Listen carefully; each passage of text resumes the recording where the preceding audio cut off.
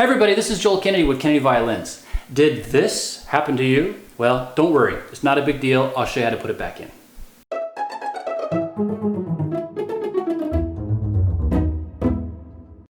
So there are a few reasons why your bridge might be out of your instrument, but more than likely it's because, your violin or instrument, whatever it is, was dropped and the bridge got knocked out, and hopefully there's no other damage to your instrument, or you received your instrument from somewhere else and, one of the shipping companies decided to treat your instrument like it was a football and they tried to punt it as far as they could and it knocked the bridge out. So you receive the instrument and bam, the bridge is down. Well, what do? Well, it's not a big deal. Bridges are not affixed to the instrument permanently. They're just held in by the tension of your strings. So you just got to stick the bridge back in. So I'll show you how.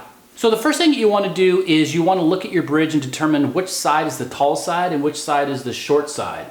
All bridges are pretty much like this, whether it's the violin, viola, cello, bass. Bridges aren't symmetrical, so you have a high side and a low side. Now usually the high side, the taller side, is the one that goes on their lowest string. So if it's a violin, it's a G. If it's a viola, it's a C. If it's a cello, it's a C.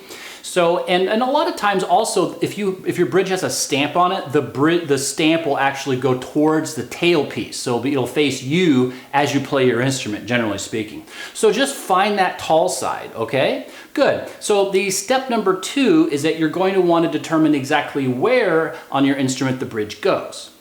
So you'll want to look at your instrument, and there's a couple places to look. First of all, you want to look at the F hole here, and there's 2 notches on the F hole, one on each side. And what you want to do is imagine where the feet will go. They're actually going to go kind of in the middle of those notches, okay? And so that's going to help you align your bridge, this way on your instrument, okay, vertically. Now you'll also want to line your bridge up horizontally. So to do that, you want to look at the tailpiece. So basically, your feet, you'll line them in those notches, and then you want to imagine where your bridge goes, lined up with the middle of the tailpiece. So then you'll have it lined up this way, and you have it lined up this way.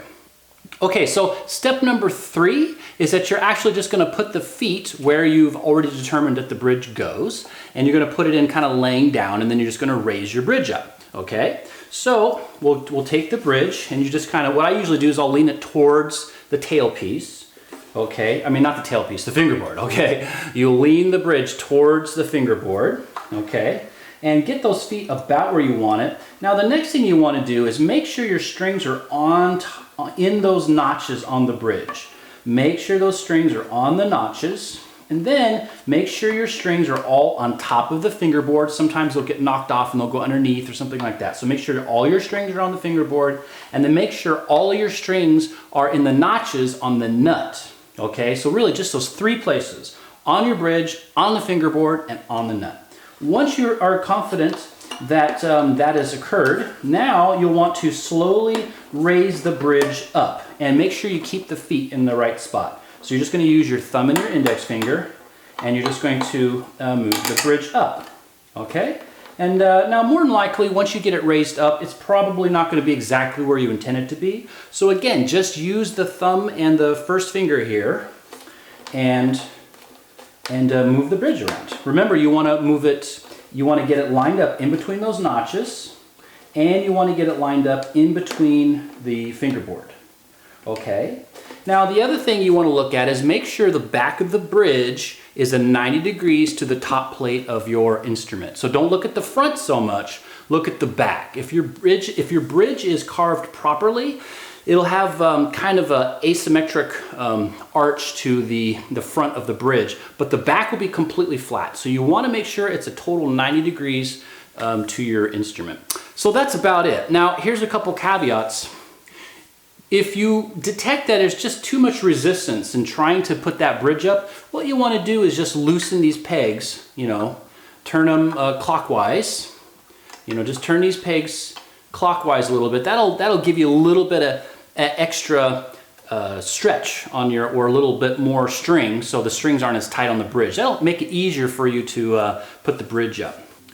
So once the bridge is completely upright and you've checked to make sure that it's all in the right spot, so it's on the bridge, it's all the strings are on the fingerboard, everything's on the nut, and now you want to tighten your strings, okay? So now I highly recommend that you check out my pegs slipping video, or slipping pegs I think it's called. It's a pretty popular video.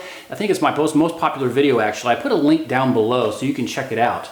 But I highly recommend you check that out because it's really important how your strings are wound on the pegs. If they're not wound on here properly, your strings will slip. Your pegs will slip when you tighten them. Okay, so, then you just...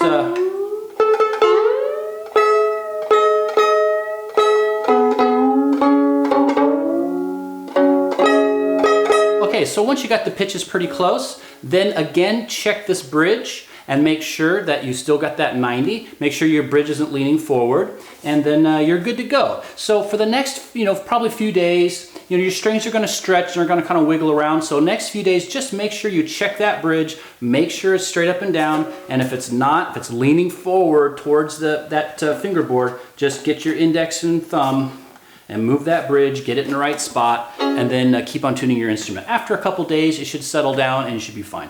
So guys, I hope this video helps, and if you have any other questions, just put them down below and ask me. I answer just about all the questions that you guys have, and I've made a ton of videos. They're all on our website on kennedyviolins.com. Just go to Joel's Corner on the educational content page. I put a link down below so you can check that out. It's all free, of course. And don't forget to hit that subscribe button and that alert bell so you can get a notification every time I create a new video. And I'm making a lot of videos these days, so go ahead and hit that alert bell and you'll be notified. And of course, don't forget, here at Kennedy Violins, we're all players and teachers. So we're here for you. So feel free to contact us anytime. We're always happy to answer any kind of questions you have. Thanks, guys.